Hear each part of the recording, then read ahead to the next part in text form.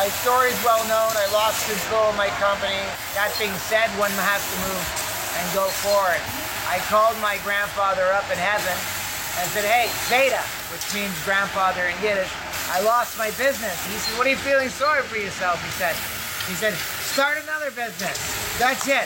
One machine at a time, one worker at a time. A lot of this is about passion. It's a little bit about mystery and smoke and mirrors, and that sounds bad, smoke and mirrors, but it's true. You just got to keep fighting for what you believe in, and eventually it's like magic. It comes to be. It's been quite a journey from American Apparel days to Los Angeles Apparel. In a very short amount of time, we've been able to grow the company from basically an R&D period of about 7 months to a soft launch. We're very happy that we've been able to employ, up to this point, 170 employees, and we're growing faster than weeds. We're the largest apparel manufacturer in the G7.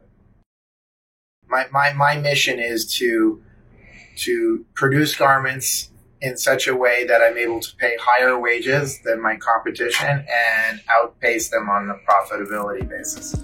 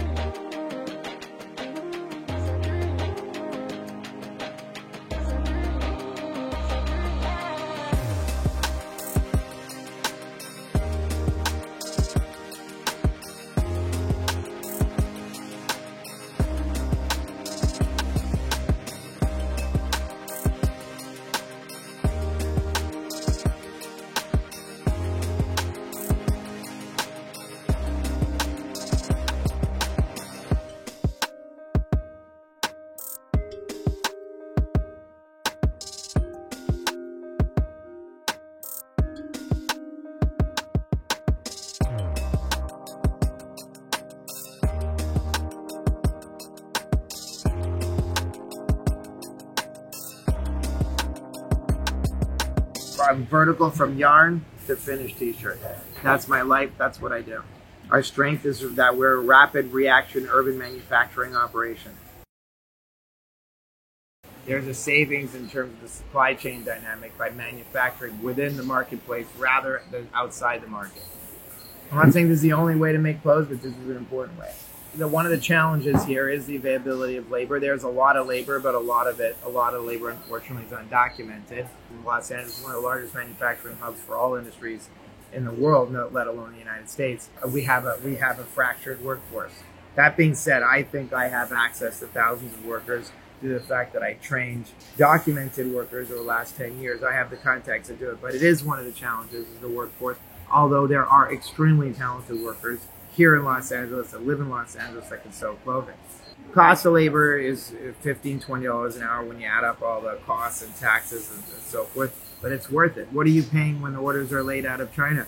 What are you paying when goods are stuck at the port in Sri Lanka? What are you paying when you have to speculate in advance and order, a few containers of the wrong color? What does it cost to kind of sell that merchandise up? What's the opportunity cost of pursuing cheap labor? I say to you that opportunity cost is quite large.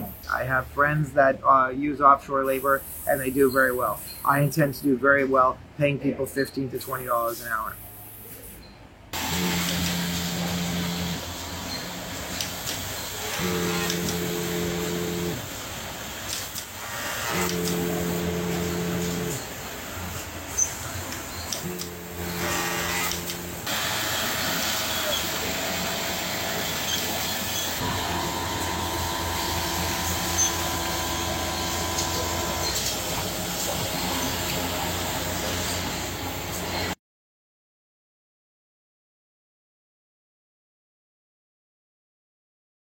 We're the largest apparel manufacturer in the G7.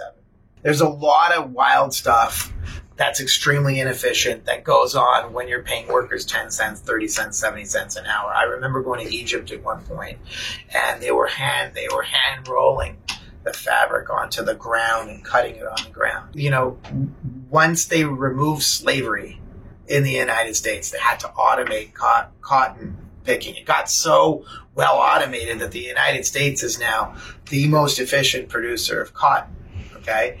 More so than India, where they often do it by hand or they don't have all the technology. Because by operating within a richer country, you're forced to automate. Like, it's almost laughable that sometimes our costs are cheaper here in the United States than they are, let's say, offshore, because they haven't figured out how to be efficient.